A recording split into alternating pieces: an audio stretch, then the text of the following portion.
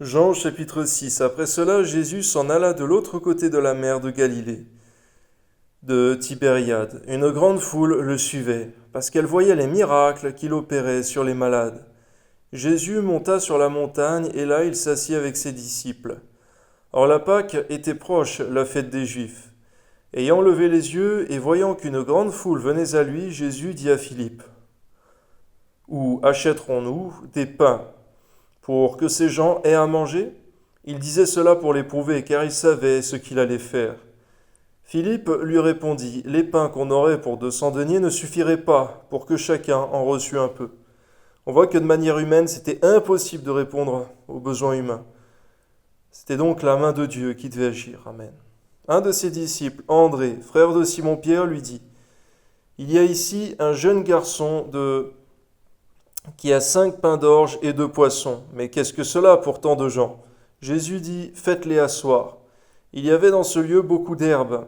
Ils s'assirent donc au nombre d'environ 5000 hommes. Jésus prit les pains, rendit grâce et les distribua aux disciples. Et les disciples à ceux qui étaient assis.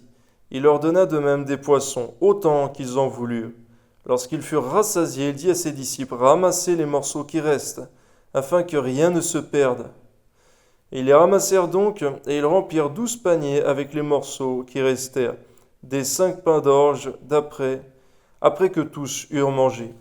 Ces gens, ayant vu le miracle que Jésus avait fait, disaient, celui-ci est vraiment le prophète qui doit venir dans le monde.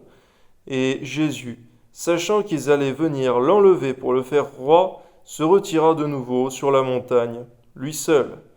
Merci Seigneur parce que tu ne cherchais pas l'acclamation des foules, Seigneur. Tu ne cherchais pas à être élevé selon les hommes, Seigneur, mais à faire simplement ce qui était écrit. Tu voulais rester, Seigneur, dans le cadre des Écritures. Permets-nous aussi, Seigneur, de rester biblique. Amen. Quand le soir fut venu, ses disciples descendirent au bord de la mer.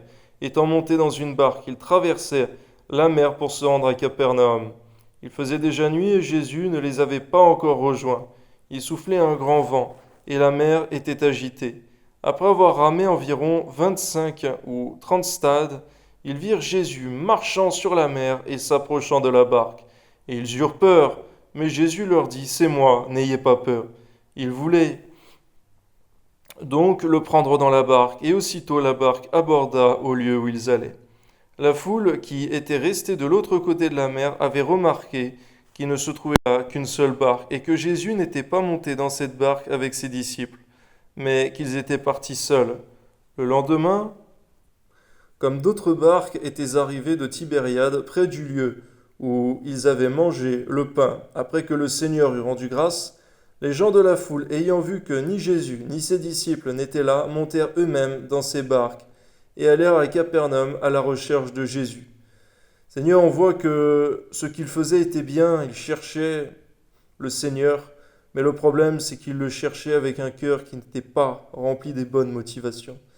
Garde-nous donc, Seigneur, de courir après toi pour nos besoins matériels, Seigneur, ou financiers, ou autres, Seigneur, mais de courir après toi, Seigneur, pour la vie éternelle, Seigneur mon Dieu.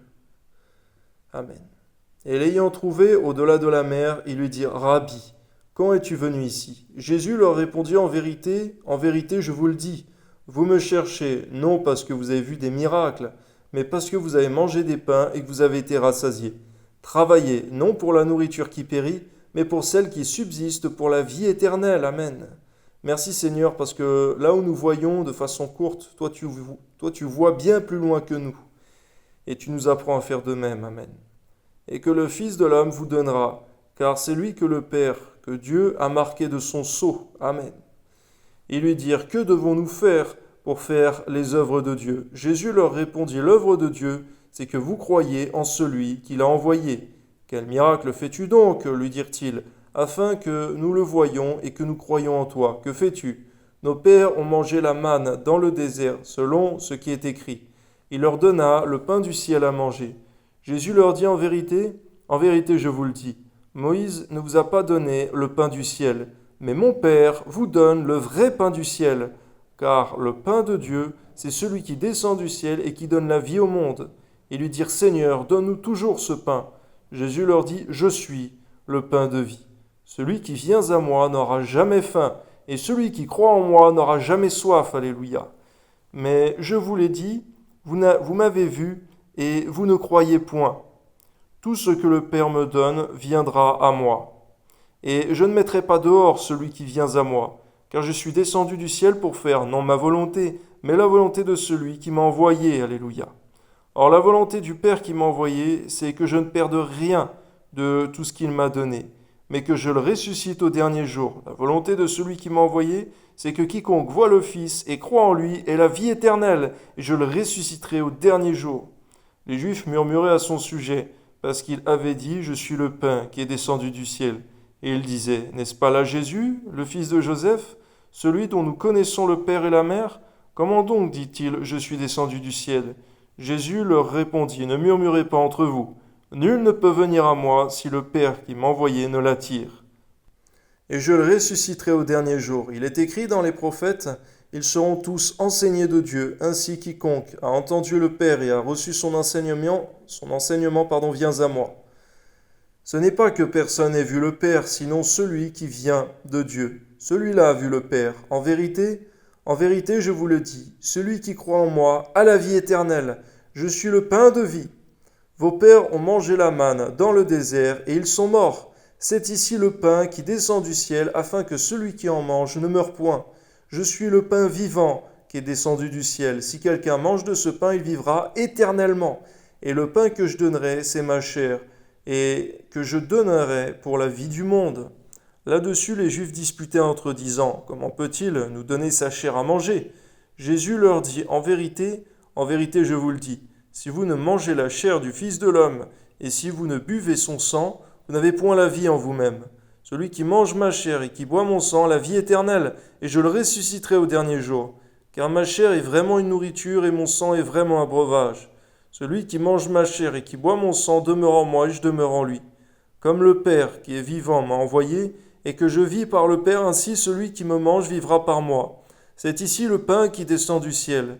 Il n'en est pas comme de vos pères qui ont mangé la manne et qui sont morts. Celui qui mange ce pain vivra éternellement. Jésus dit ces choses dans la synagogue, enseignant à Capernaum. Plusieurs de ses disciples, après l'avoir entendu, dirent « Cette parole est dure, qui peut l'écouter ?» Jésus, sachant lui-même que ses disciples murmuraient à ce sujet, leur dit « Cela vous scandalise-t-il? Et si vous voyez le Fils de l'homme monter où il était auparavant, c'est l'Esprit qui vivifie, la chair ne sert de rien. Les paroles que je vous ai dites sont esprit et vie. Mais il en est parmi vous quelques-uns qui ne croient point, car Jésus savait dès le commencement qui étaient ceux qui ne croyaient point, et qui était celui qui le livrerait. Et il ajouta, c'est pourquoi je vous ai dit que nul ne peut venir à moi, si cela ne lui a été donné par le Père. Dès ce moment, plusieurs de ses disciples se retirèrent et n'allaient plus avec lui. On voit tous ceux qui étaient venus, Seigneur, mais qui n'avaient pas été appelés par le Père. Jésus donc dit aux 12, « Et vous, ne voulez-vous pas aussi vous en aller ?» Simon-Pierre lui répondit, « Seigneur, à qui irions-nous? Tu as les paroles de la vie éternelle. Et nous avons cru, et nous avons connu que tu es le Christ, le Fils du Dieu vivant. » Jésus leur répondit, « N'est-ce pas moi qui vous ai choisis, vous les 12 ?» On voit, Seigneur, que tous ceux qui sont restés, qui ont demeuré dans ta présence, c'est ceux que tu as appelés. Tu n'as pas mis dehors, Seigneur, ceux qui sont venus à toi sans que tu les aies appelés, mais ils sont partis d'eux-mêmes. À combien, Seigneur mon Dieu, c'est ton élection, Seigneur, qui prédomine. Permets-nous par ta grâce, Seigneur, de toujours demeurer dans ta présence, Seigneur. C'est ta grâce, Seigneur, que nous implorons. Dans le nom de Jésus. Amen. Et l'un de vous est un démon.